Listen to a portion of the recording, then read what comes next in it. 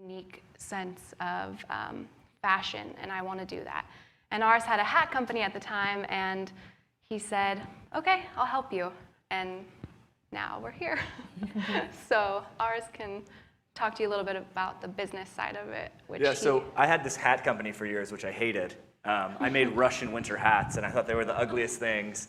And every day I'd go into this office by myself as an entrepreneur, and I'd get on the phone, probably calling some of you guys like, hey, buy my hats. And I got so many no's, and it was really hard to keep going, mostly because I hated what I did. And I didn't believe in the product. But Christy, I'd watched throughout the years, and everyone always loved Christy's style. It didn't matter like what she was always wearing the right thing. So I knew when Christy said to me, like, I want to start a clothing line, I knew that at the core of what we had was something that was really good. And she hadn't even shown me a piece yet. And that is kind of the start of what we're going to talk about a lot today is sustainability. And there's external sustainability about the practices that we use to make an eco-friendly, environmentally friendly brand. But all that starts with if you believe in it. And at the core, Christy has this incredible aesthetic, this incredible eye, and that really allowed me personally to get behind what we were doing. And really, as some of you may know, it's really hard to start a clothing line. But because we believed in it, Christy and myself, it made those places that were kind of bumps in the road much easier to get over. And the goal for us is, to create beauty. And if I don't love something, I'm not going to put it out in our store or online. So that alone makes you feel really confident about your product. Right. So tell us how you guys make the dresses themselves, because that's unique. Yeah, so we use Deadstock Fabric. Do you want to explain, babe, more of what? Does anybody here know what Deadstock Fabric is?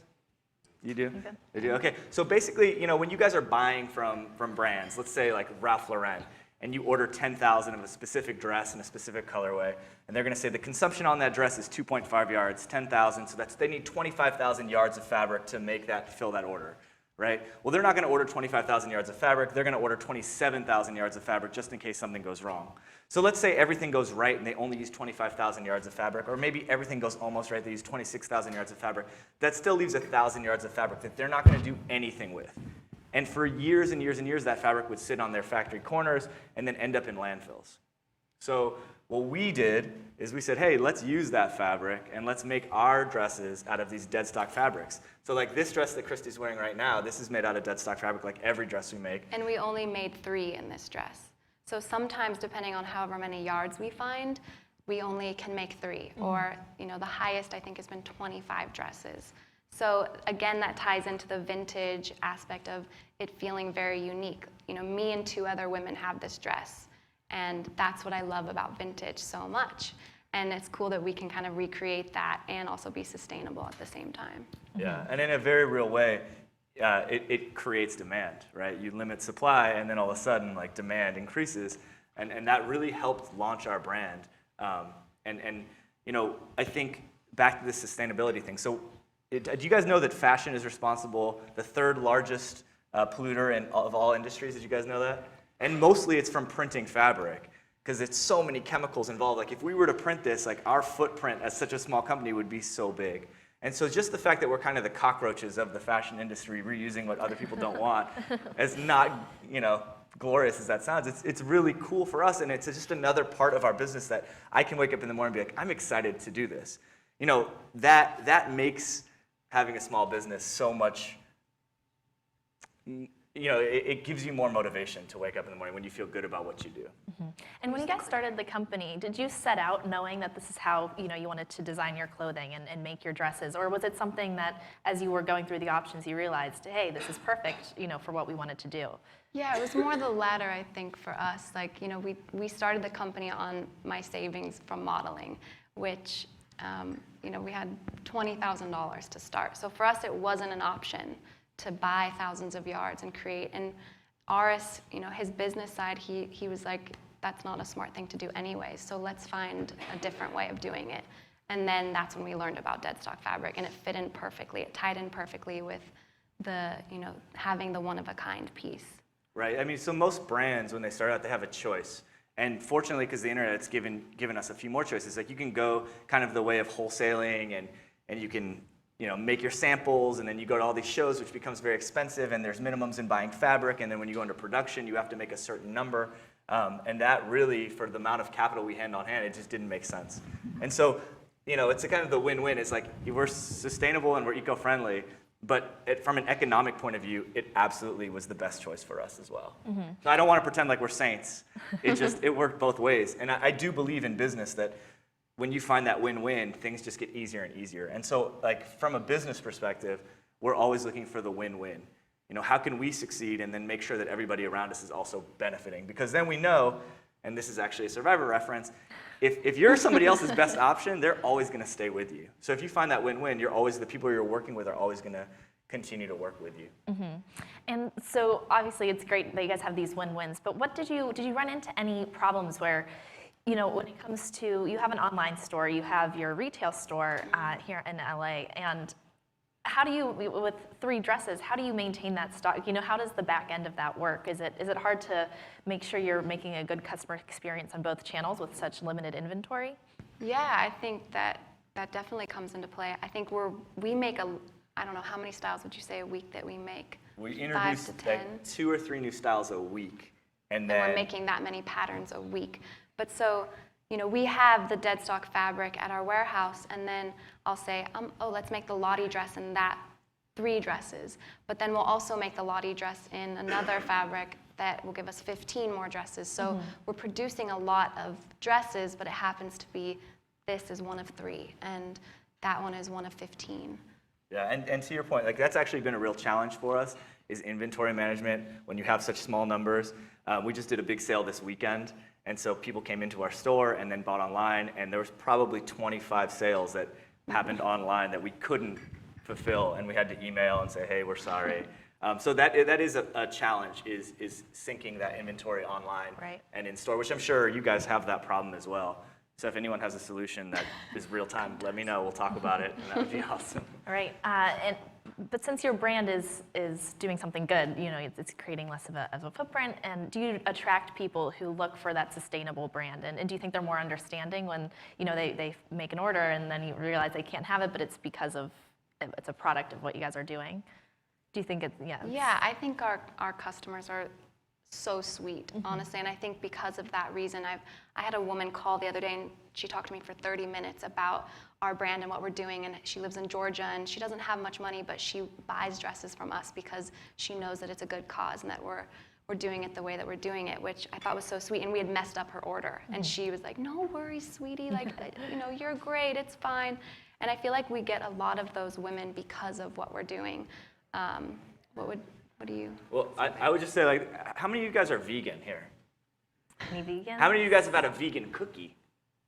How many of you guys liked that vegan cookie? Like, most people don't like the vegan cookie, right? They know in their head, like, yeah, it's better for the world environment that I eat the vegan cookie, but it doesn't taste good. And so rather than trying to make people eat environmentally friendly or wear environmentally friendly clothes, let's make a tasty cookie first. Let's make a really good dress. Let's make a beautiful dress. And it just so happens as an ancillary benefit that when you buy this beautiful dress that you'd buy even if it was made by slaves, you'd still want that dress, but now you're getting all this wonderful backstory and you're getting educated. And to be perfectly honest, we've educated ourselves through this process about fashion. We didn't know the impact that fashion could have, negatively or positively. And so we have a factory in downtown LA where we have 15 sewers, and our goal as a company is to make an impact not just with our customers, but also with the people that work with us. And so we're uplifting everybody, ourselves and everyone around us.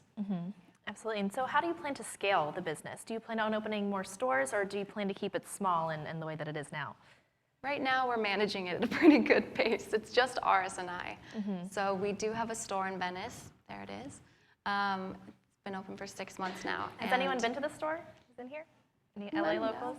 All right, you have to visit. Yeah. Melanie has. Yeah. Melanie. So right now, it's manageable for us, but it is growing at a pace where we are looking for help. So I think that's something that will happen. Hopefully, we can open up some more stores. We're kind of talking New York.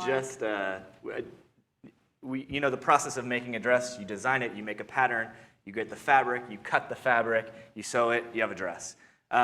You're only as good as you can cut that fabric. So if somebody cuts that fabric and they miss it, and the sewers can only sew it so well, we just invested in an automatic cutter which is a very expensive machine. But so that should really help speed up our process. Because we make such small runs of dresses, if you're making 3 of a dress, cutting becomes very expensive and it takes a lot of time. So we just got this automatic cutter, which means we'll be able to make pieces quicker and bring things to market quicker. So kind of in response to fast fashion, where people are turning things around every month, like we're turning things around every 2 or 3 days. We're offering new things. We're just not with as many pieces. But it's hard. It's a challenge to scale because we're limited by how much dead stock we can find. So when it started, Christy and I would go downtown and we'd hunt for Deadstock Fabric, and it's quite literally a hunt, because there's pallets and pallets, and there's all these different places that sell the stuff. And we'd buy the minimum, which would be at 20 yards. And now when we find a fabric we like and we find a print we like, we buy whatever whatever they have, we'll buy it out, because we know this is going to be our bottleneck, is our fabric. And it's a really spontaneous process, which is really fun for us. Like we'll go shopping and find the fabric, and then we decide what dress style we want to use the fabric with. So it's a very spontaneous, like easy process for us. Great. And how are you guys building brand awareness and getting the word out there? That's a really good question. So the one thing that I can take responsibility, I didn't design any of these dresses. Christy's the genius behind it, but it was our marketing plan. I watched Christy use Instagram, and I was like, whoa, she uses Instagram so much differently than I use Instagram. And then I watched her female friends use Instagram. I was like, wow, they all use it the same way she uses it. And my guy friends, we don't use it that way. But I noticed that women use Instagram much differently than men do. And so what I decided is that with the small amount of capital we had on hand, we weren't going to spend $1 advertising. We were going to do everything online. And the way we were going to get awareness out was we were going to leverage other people's social capital. So each of you, myself included, we all have a level of social capital. I have 300 followers on Instagram. I don't have much social capital. She has 13,000 followers on Instagram. She has more than me. Someone with 300,000 followers, that's a lot of social capital. So what we decided to do, and I know this because of being on Survivor, when people would ask me, hey, Aras, would you post this for me? If they were my friend, I might do it, but I'd begrudgingly do it. But if I didn't know them, I'd say no, because it wasn't on on brand for me. So rather than ask people what we wanted, them to do for us, we did this thing called Friends at Dawn, which is just a simple blog, and we'd go to their house or their place of work, and we say, hey, we're going to put you in some dawn dresses, take photos of you, and interview you. Whatever you want to share, what's your story? We'll put it up. So we create these beautiful images of these women in these beautiful dresses, which happen to be ours, and we post a story. We don't say anything to them about posting, but invariably, what do they all do? They post the pictures of themselves on their Instagram account, they tag us, and all of a sudden, we went from having 200 followers to now we have 30,000 followers, and those are basically our customers and our clients. So we use social media as a way to really, really gain awareness without spending money on advertising, and it worked really well. Any other platforms you guys are using other than Instagram? No, Not really. Instagram is That's where our it's at. go-to. Yeah, we have a Facebook. Sometimes she Snapchats, but usually it's things that I don't want This anyone one to is see nice anyway. because you can really interact with your customers Yeah. and the girls, and so I like that one. It's very visual for me, so it's fun. Absolutely. But you can see we take really beautiful photos. So we don't just put a premium on the quality of the dresses, on the quality of the photos. If it doesn't meet a certain standard of aesthetic and quality, we won't post it. Yeah. And that's really, really important for using social media, is creating kind of a lifestyle more than anything else, right? So people aren't just buying this dress, they're buying all the accoutrements that come with it at a psychological level. Great. And so for other companies who aren't, the same model as you guys, do you have any tips for how they can make moves in being more sustainable? Obviously, it's something that's on the mind of people in the fashion industry. Like you said, it's pretty, damaging for the environment and everything. And people, I think, customers are looking for that foil to fast fashion. They're kind of burning out of what they can consume. So for a company that doesn't use Deadstock Fabric and isn't inherently environmentally friendly, is there any steps that you think that they can take?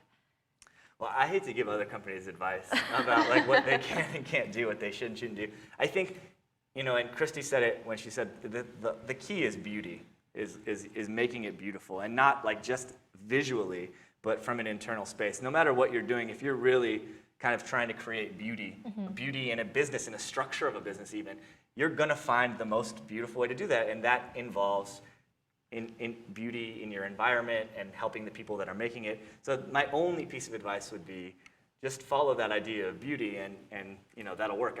Beauty isn't paying someone 10 cents an hour. Right. I think we can all agree that that's not a beautiful thing when someone can't eat. So that's the best advice I would give. Christy? Yeah, I would agree with that, definitely.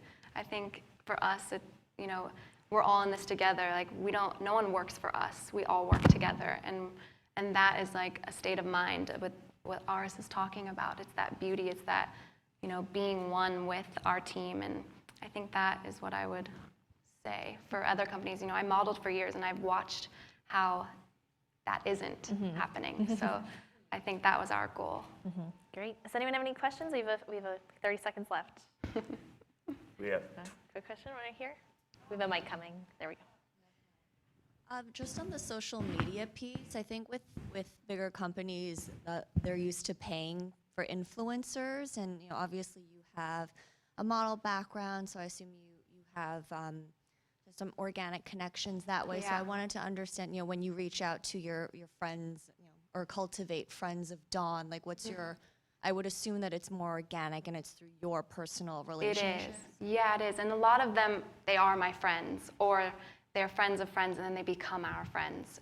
So it is a very organic process, and it still is. Like, even if we reach out to someone, it's always someone we've met before, or someone we've been inspired by who happens to be a friend of our friend. But yeah, we don't pay them. It's a very, fun process. We'll go to their house, like Aras said, and we just make it a fun 2-hour photo shoot and give them photos that they love. So yeah. And to that end, I think, because with bigger brands who aren't going to get away with doing it kind of as a favor, I think what I would recommend personally is collaborations. Yeah. So I don't know, some of you know the actress Emily Ratajkowski. We just did a collaboration with her. And so our deal with Emily was like, hey, we'll split the back end of this. We're not going to give you anything up front. Again, being a small company, capital is kind of, the hardest thing for us to come by. So we couldn't offer her anything up front, but we said, let's design a dress together. And we knew that if we designed a dress with Emily Ratajkowski, we'd get a lot of press. Melanie in the back there, she does our PR, and she can tell you it was a great response. We got tons and tons of articles written about us. So it was worth it for us, even if we didn't make $1 from it. And we just did a split with her. But I think big brands can do that because everybody wants to design a piece of clothing. Everybody who's involved in fashion wants to say, yeah, this is my dress. So I think big brands can reach out and do collaborations. And it might be a different way that they work the deal. But yeah. Sorry, I think it's also giving them the power to create the dress. Like when we collaborated with Emily, we said, make your dream dress, and then I'll come in as the designer and make it work. And obviously, if it's too short or doesn't meet our brand, then we'll change a little bit. But I think that's also something that other companies may lack. Like they want to take control over that. And for Emily, she loved her dress, and we were attached to the dress that we made together. So that really helped collaborate. All right, awesome. We're out of time, but thank you guys so much. Thank All you right, guys. thank you guys.